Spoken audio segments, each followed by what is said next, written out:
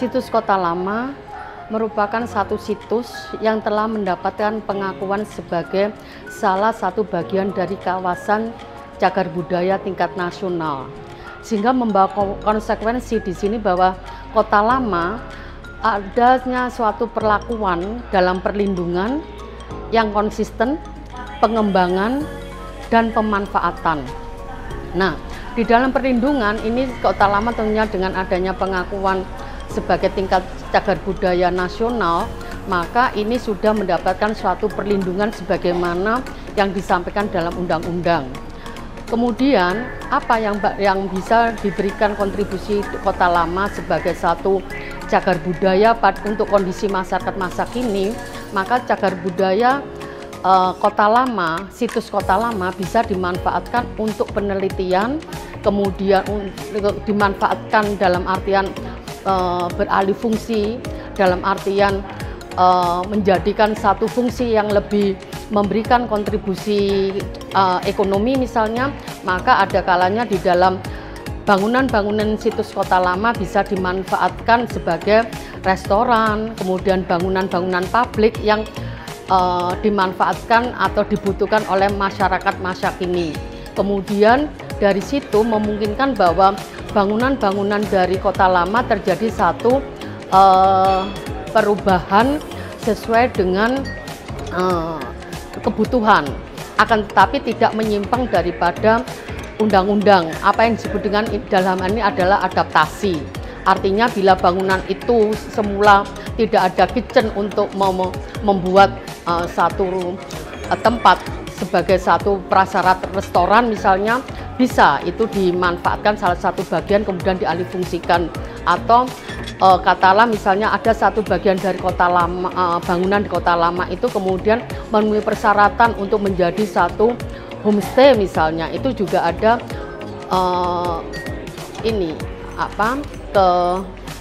toleransi ya, kebutuhan yang bisa diterapkan untuk bangunan-bangunan tersebut. Nah, kemudian dari setelah adanya pengembangan yang menyangkut revitalisasi, pemanfaatan vital kembali, situs Kota Lama ternyata ini juga diarahkan kepada satu pengembangan yang bisa memberikan kontribusi pada Kota Semarang semakin hebat. Apa? Yaitu brand yang paling mendapatkan satu apresiasi masyarakat biasanya adalah yang sifatnya luxury atau satu pleasure ya, kesenangan. Nah, tentunya ini adalah pariwisata. Nah, di dalam situs Kota Lama, pariwisata ini merupakan satu keniscayaan. Karena apa? Dengan keunikan dan kekhasan dari Kota Lama, ini bisa dimanfaatkan menjadi satu keunggulan pariwisata.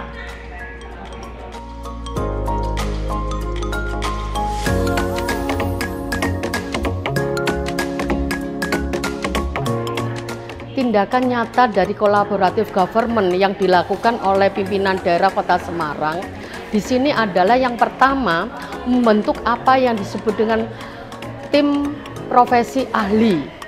Yang kedua, tim ahli cagar budaya. Ini merupakan suatu realitas, suatu realisasi nyata bahwa pemerintah daerah tidak mengesampingkan apa yang ada di dalam masyarakat yang disebut dengan pakar ahli. Jadi pemerintah menyadari bahwa untuk pelestarian itu tentunya bukan merupakan satu hal yang mudah, akan tetapi memerlukan perlakuan para expert yang memang tahu di bidang ahlinya. Apalagi yang ditangani adalah satu bukti-bukti jejak daripada peradaban masa lampau. Sehingga untuk membaca interpretasi dari jejak-jejak peradaban masa lampau, mau tidak mau, suka dan tidak suka, memang harus menggandeng apa yang disebut dengan para ahli di bidangnya masing-masing. Nah, ini tentunya merupakan satu hal yang bisa kita lihat keberhasilan dalam hal pelestarian. Dalam hal ini pemerintah Kota Semarang menyadari tidak akan mungkin berdiri sendiri, tetapi bersama-sama dengan satu tim yang bisa bergerak bersama melestarikan potensi dari apa yang ada di Kota Semarang, antara lain yaitu situs Kota Lama menjadi peningkatan salah satu sarana peningkatan upaya kesejahteraan masyarakat, yaitu melalui peran serta masyarakat di dalam pelestarian.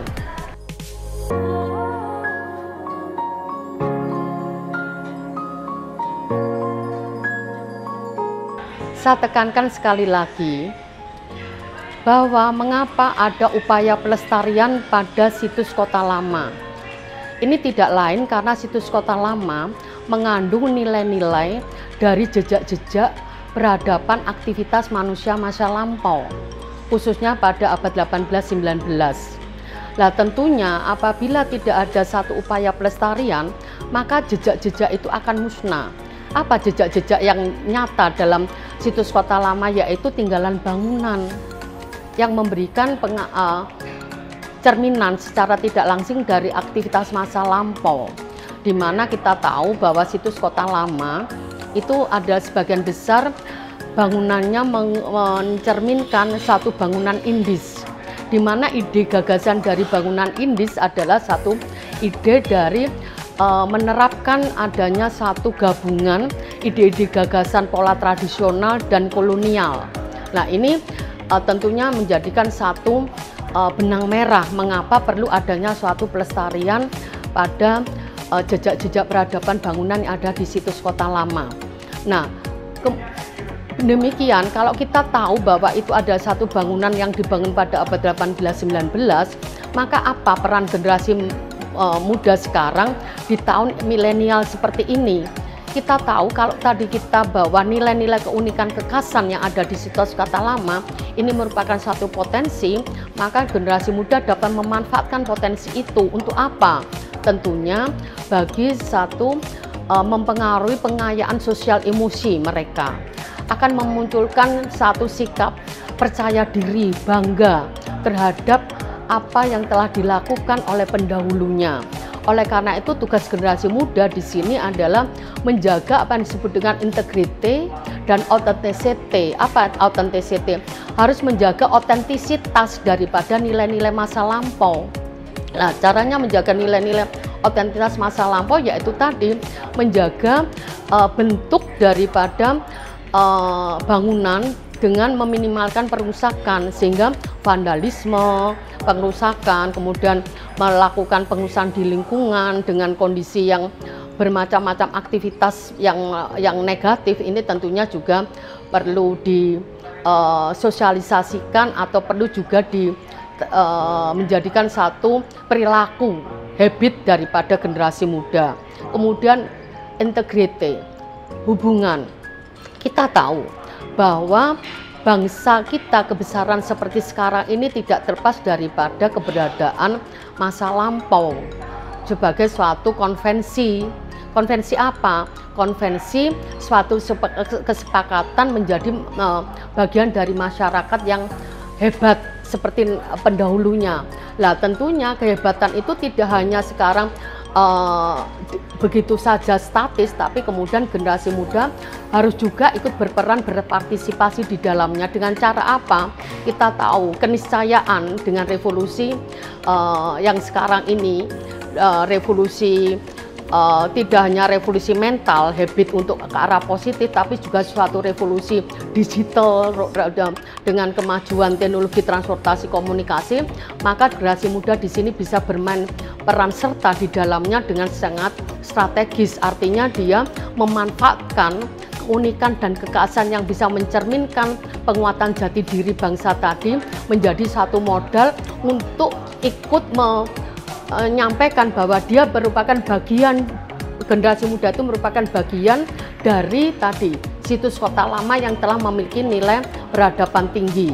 Akan tetapi sebaliknya, kalau situs kota lama yang sudah memiliki peradaban tinggi itu terhapus, apa yang harus mereka banggakan? Nah, ini artinya jadi ada suatu simbiose mutualisme antara peran generasi muda dengan tetap pelestarinya nilai-nilai dalam konteks bingkai yang inovatif, mengenalkan dengan cara digitalisasi yang lebih menarik, dengan cara visualisasi yang lebih menarik, tidak hanya dengan verbal, tapi dengan bahasa visual itu akan banyak bercerita, memberikan satu interpretasi yang lebih memperkaya bagian pemuda sebagai bagian dari masyarakat Indonesia khususnya, masyarakat Jawa khususnya, dan lebih khusus adalah masyarakat Kota Semarang dan pada umumnya masyarakat dunia, karena kita tahu pada era global ini tidak hanya kebinekaan nasional saja, tapi kita juga harus menyadari adanya kebinekaan global, sehingga dengan pemahaman kebinekaan global kita akan bisa menggunakan